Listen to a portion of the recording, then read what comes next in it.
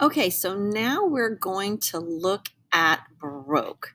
And let me see if I can get this so that it plays what I want. Okay, so Baroque. Oh gosh, this is one of my PowerPoints that I got all fancy. All right, so Baroque, again, is this artistic movement. And we're going to look at this PowerPoint and I'm going to go back to the notes at the same time.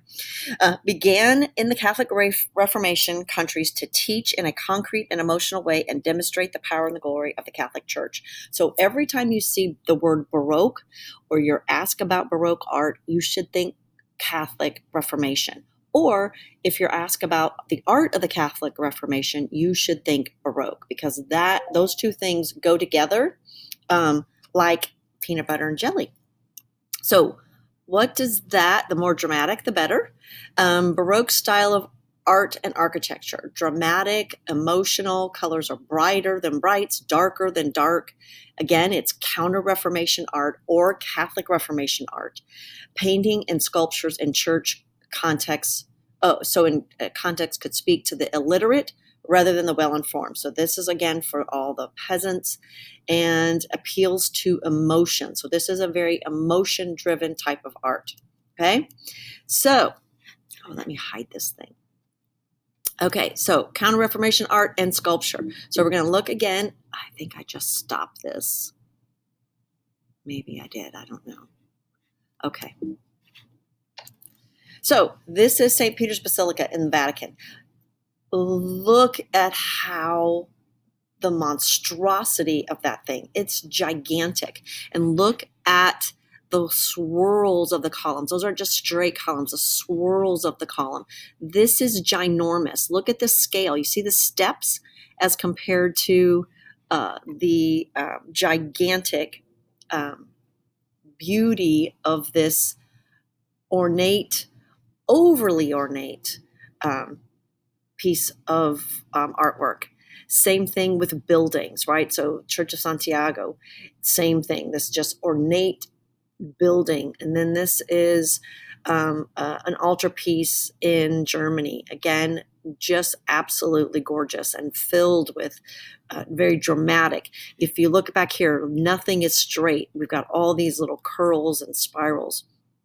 This one is absolutely beautiful. The Assumption of the Virgin Mary.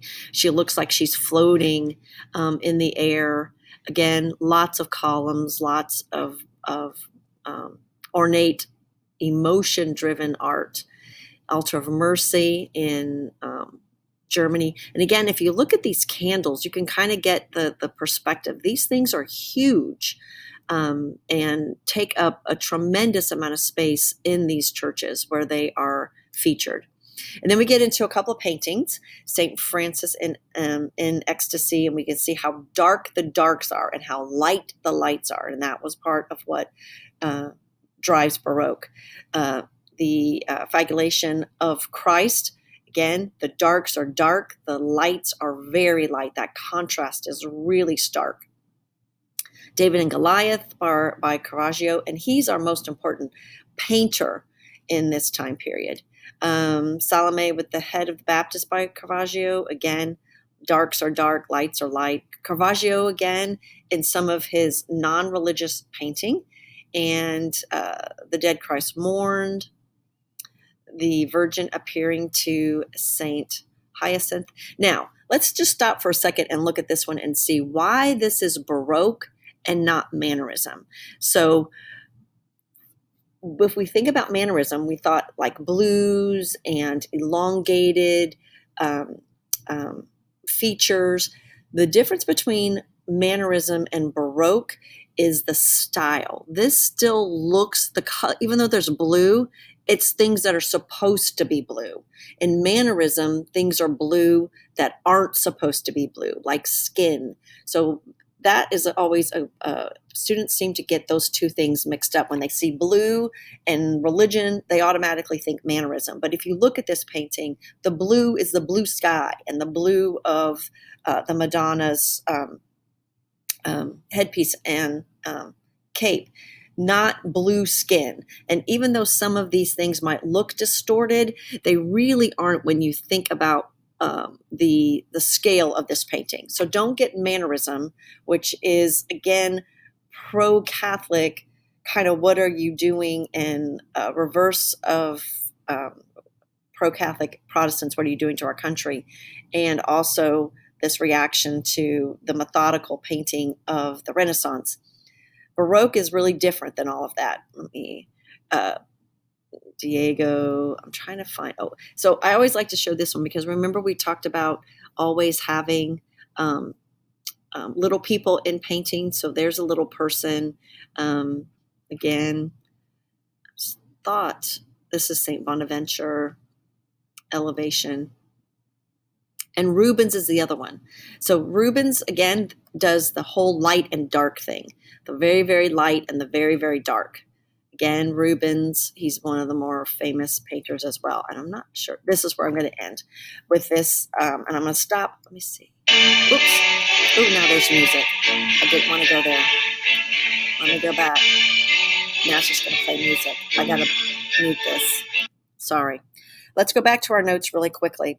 On page 18 and 19 of our notes, spread to Protestant countries, but look at D3, sought to overwhelm the viewer. These things are so, if you take a look down here, and you can see down here the scale, this thing is huge. And it sought on D3 on page 18, sought to overwhelm the viewer, emphasize grandeur, emotion, movement, spaciousness. And when we think about Baroque, we think more really about architecture and sculpture than we do paintings, but we will look at the paintings on the next page. Baroque architecture reflects the image and the power of, and we're going to underline this as well, absolute monarchs and the Catholic Church, because in our next chapter, when we go into these absolute monarchs, Baroque is one of the things that they use to show their power. And Bernini personified Baroque architecture, and this is Bernini. He does many different sculptures for St. Peter's Basilica, the high altar of St. Peter's Cathedral, his Ecstasy of St. Teresa. This is what we're looking at. It's absolutely stunning. It's absolutely beautiful.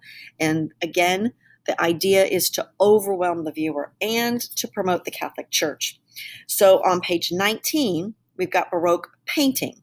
And those characteristics are really important. The very first one is broad areas of light and shadow, and then darkness. So if we go back, let's see if I can go back to some of these. This one in particular, this is Rubens. That really, really dark and that really, really light. And you see there's not really a lot of color in this. It's just light and dark. Not concerned with clarity of details. This certainly shows they're not concerned with clear pictures of faces or any of those things, designed to give a spontaneous personal experience. Caravaggio is Roman, so he's Italian, most important painter of the Baroque era, depicted highly emotional scenes, sharp contrast of light and dark. And then this is the second one mentioned is Peter Paul Rubens.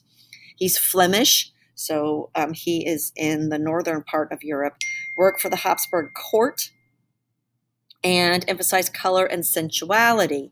So even though this is the death of Jesus, there's still a sensual part of that by making the scene not clear, and you can kind of think what you want of the subject matter. Nearly half of his works dealt with Christian subjects, known for his sensual nudes, Roman goddesses, water nymphs, saints. Again, that is part and is important. I'm going to turn the music back on and see what it sounds like now. Oh, I think I got rid of it. So that's Rubens. I don't know what I have here. Oh, these are busts.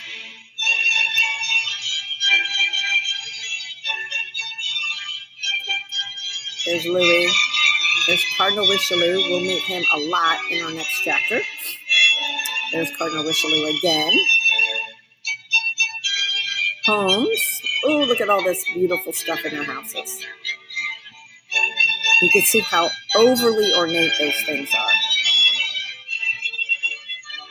Oh, good grief. I must have learned how to do that. Oh, look how beautiful that is. We'll just stop here with that. I don't know if I have another one. Oh, yep. We'll just look at this as we end. So on page 19, we're ending the Protestant Reformation. And as always, what are the results? What's the cause and the effect of the Reformation? Bottom of page 19 is really important. The unity of Western Christianity shattered. There is no longer one church, and there will never be one church. The Catholic Church still is hoping that. They invite people back to the one true faith all the time. Northern Europe, Scandinavia, England, much of Germany, parts of France, little teeny parts of France, adopted Protestantism. Religious enthusiasm was rekindled, so we go through this period of religious renewal. Abuses in the Roman Catholic Church are remedied. Those things like simony, pluralism, all the things that we started on the very first page of our notes, they're taken care of. And at the bottom of that page, very important, giant box around, religious wars break out in Europe for the next 100 years. For 100 years, we're going to have religious wars, and that will be what our next chapters are. All right, so that finishes our notes. You have 2 quizzes to take. The terms quiz, the secret access code is Mary with a capital M, like Mary Tudor, Mary. And the part 2 quiz, that secret access word is what everybody wants, a sticker, Sticker. Don't capitalize sticker. All right, let me know if you have any questions. Test is tomorrow, 100% we're testing tomorrow. So don't think there's any reason that you should not be ready. All your assignments are due tomorrow. If you did any assignments on Google Docs or for any reason, I will have a turn in place on Canvas where you could turn those assignments in. So let me know if you have any questions. I hope you enjoyed looking at this art. It is one of my favorite to look at sculpture because it's absolutely beautiful.